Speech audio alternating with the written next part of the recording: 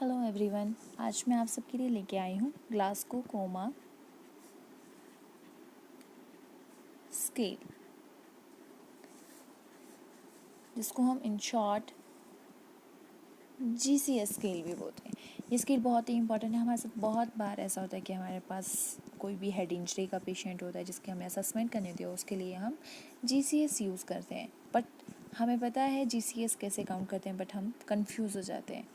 तो आप ये कंफ्यूज ना हो, इसके लिए मैं GCS का आपके लिए एक हैक लेके आई हूँ, जिससे आपको GCS इजीली लर्न हो जाएगा।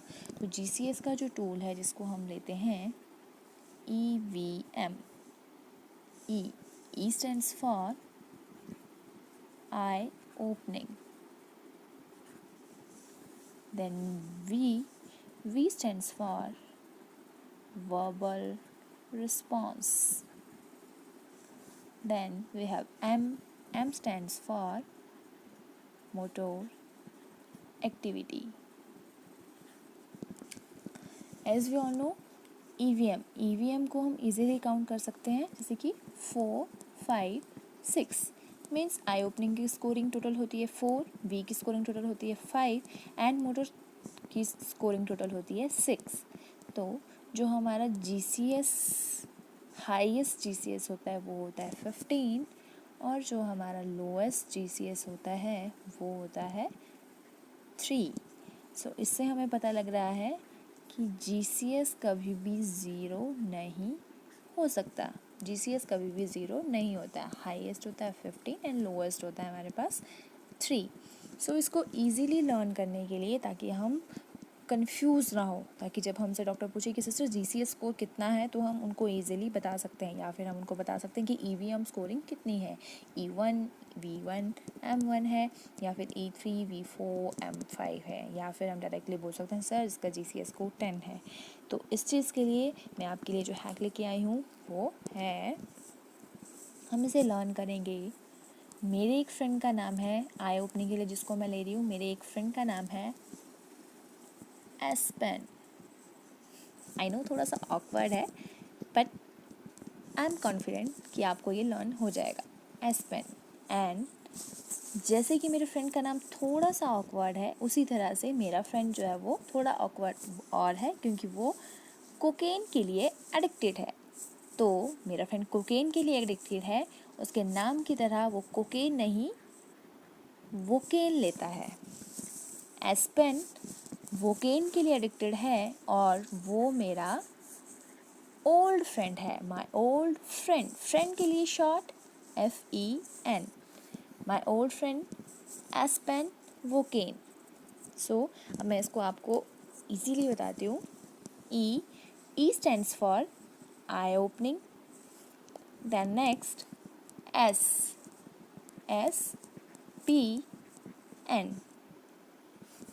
and here N means no response, then P means pain full, then S means sound, then next S means spontaneous. So here we will count 1, 2, 3, 4. So जैसे कि हमने बोला था कि ई का जो रिस्पॉन्स होता है वो टोटल 4 स्कोरिंग होती है, तो यहाँ पे 4 स्कोरिंग है। देखो 1, 2, 3, 4 means N means no response, means patient कोई रिस्पॉन्स नहीं कर रहा है। देन पी मीन्स 2 स्कोरिंग देंगे हम अगर पेशेंट जो है वो आपके पेनफुल स्टिमुलाई के लिए रिस्पॉन्स करेगा। देन 3 मीन्स तब देंगे हम 3 अगर पेशेंट आपके साउंड के लिए रिस्पॉन्स करेगा। देन एस 4 मीन्स स्पॉन्टेनियस, मतलब पेशेंट स्पॉन्टेनियसली रिस्पॉन्स कर रहा है। देन नेक्स्ट है हमारे पास पेशेंट क्या लेता है, वोकेन to V means verbal response, then OCAIN।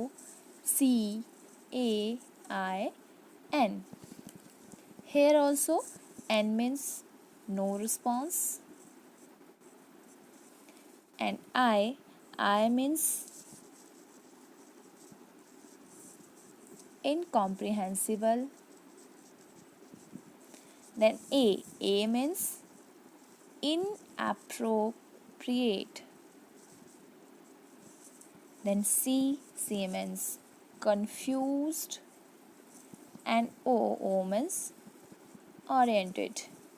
यहाँ पे हम इजीली लर्न कर सकते हैं O means oriented, means patient oriented है. अगर हम उससे कुछ भी पूछें तो पेशेंट उसके लिए ओरिएंटेड है. देन ओरिएंटेड का ऑपोजिट होगा कंफ्यूज, मीन्स जैसे कि इसको हम सिमिलर कर सकते हैं. जैसे पेशेंट कभी सोकर उठते हैं, हमारे से कोई भी क्वेश्चन करता है तो हम क्या होता है, लिटिल कंफ्यूज होते हैं, हमें समझ नहीं आता कि क्या है. तो सेम इसमें क्या होगा, पेशेंट क्या होगा, लिटिल कंफ्यूज होगा. देन नेक्स्ट है हमारे पास इनएप्रोप्रिएट. इनएप्रोप्रिएट मीन्स हम मुझसे क्वेश्चन कुछ और करेंगे एंड पेशेंट का रिस्पांस कुछ और होगा, जो कि हमारे क्वेश्चन से बिल्कुल भी रिलायबल नहीं होगा, तो उसको हम लेंगे इनएप्रोप्रिएट में. Then next we have incomprehensible. Incomprehensible means हम क्वेश्चन पूछेंगे बट पेशेंट को कुछ भी समझ ही नहीं आएगा, दैट वो है incomprehensible. And last one is no response, means patient कोई भी रिस्पॉन्स नहीं कर रहा है. और इसकी स्कोरिंग हम कैसे करते हैं, N means 1 2 3 4 5. As we all know कि जो V होता है वर्बल रिस्पॉन्स, उसका टोटल स्कोर होता है 5. तो here we go, this is 1 2 3 4 and 5. Then move to the next is motor activity, that is my old friend. My old friend, M stands for motor activity. Then next is old, OLDFEN. Here also N means no response. We will score it 1 2 3 4 5 and 6. Then E means extension, or we can also told it decerebrate rigidity. Decerebrate rigidity. And next FF means flexion,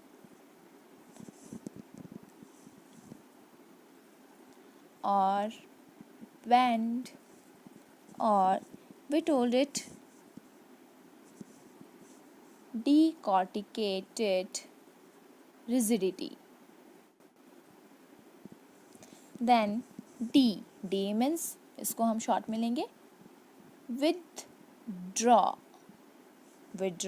L means localize, and O means obey command. And in this it means motor activity में जब हम patient को बोलेंगे कि कोई भी हम उसको कमांड करेंगे, जैसे कि हम उसको बोलेंगे कि अपना बाजू उठाओ या फिर अपनी जीभ बाहर निकालो या फिर अपनी टांग उठाओ, तो पेशेंट क्या करेगा, इसमें ओबे करेगा command. Okay. Then next we have 5, जिसके लिए हम देंगे लोकलाइज. मीन्स अगर हम पेशेंट को कोई रिस्पांस, इसमें पेशेंट रिस्पांस नहीं कर रहा है, ठीक है, तो हम पेशेंट को कोई भी पेन दे रहे हैं, कोई पेनफुल स्टिमुलाई दे रहे हैं, तो पेशेंट उस एरिया को लोकलाइज करेगा कि मेरे को यहाँ पे दर्द हो रही है. Then next we have this is 4 means यहाँ पे क्या होगा, हम पेशेंट को पेनफुल स्टिमुलाई देंगे, पेशेंट उसको लोकलाइज नहीं करेगा, लेकिन पेशेंट वहाँ से अपने जो भी उसका पार्ट होगा उसको विड्रॉ कर देगा. देन नेक्स्ट फ्लेक्शन, इसमें हम पेशेंट को पेनफुल स्टिमुलाई देंगे और पेशेंट इसमें क्या करेगा, फ्लेक्शन दिखाएगा या फिर डीकॉर्टिकेट रिजिडिटी दिखाएगा या फिर अपना वो पार्ट जो है वो बेंड कर देगा. Then next E stands for extension. Extension में क्या होगा, पेशेंट को जब हम पेनफुल स्टिमुलाई देंगे तो पेशेंट इसमें डीसेरिब्रेट रिजिडिटी दिखाएगा या फिर पेशेंट अपने पार्ट का एक्सटेंशन करेगा. And last one is no response. हम पेशेंट को कितना भी पेनफुल रिस्पॉन्स दे रहे हैं तो पेशेंट इसमें कोई भी रिस्पॉन्स नहीं करेगा. सो इजीली हम इसको लर्न कर सकते हैं, जैसे कि इसमें हम स्कोरिंग करेंगे 1 2 3 4 5 and 6.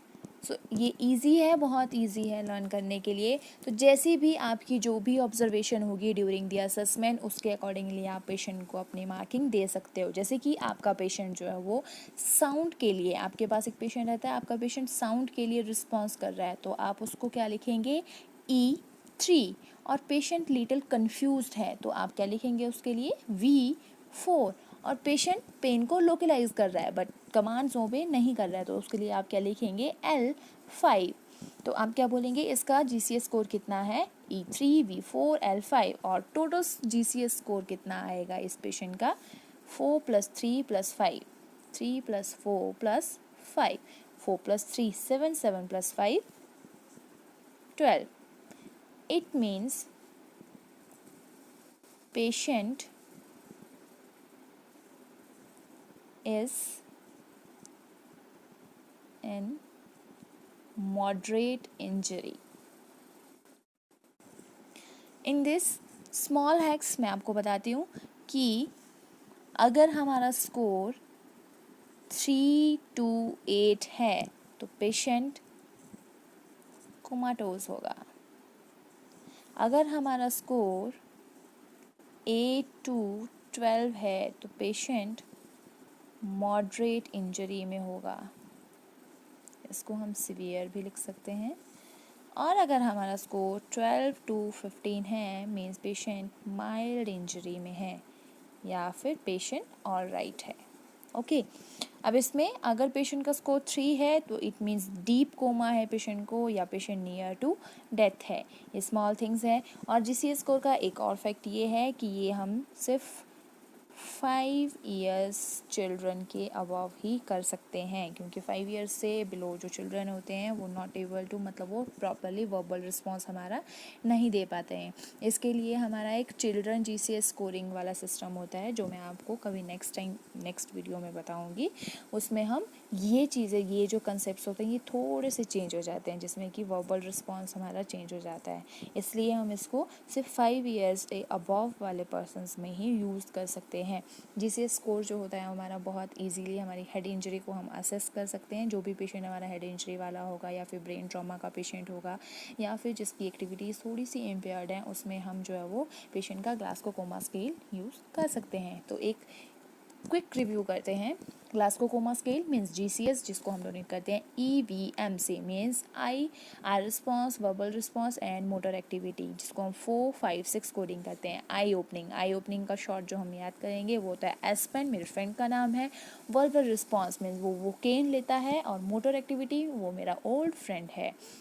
Aspen means E for eye opening, then S means spontaneous, S means sound, then P painful response, and then no response, और उसके लिए नंबर देंगे 1 2 3 4, ठीक है।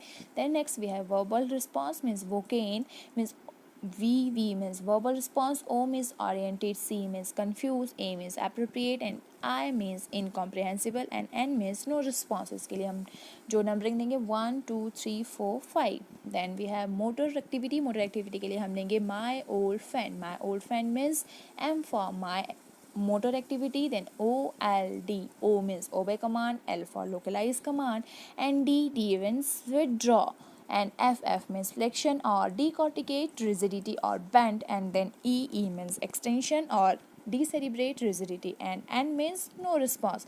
और इसका जो नंबरिंग देंगे हम 1 2 3 4 5 6।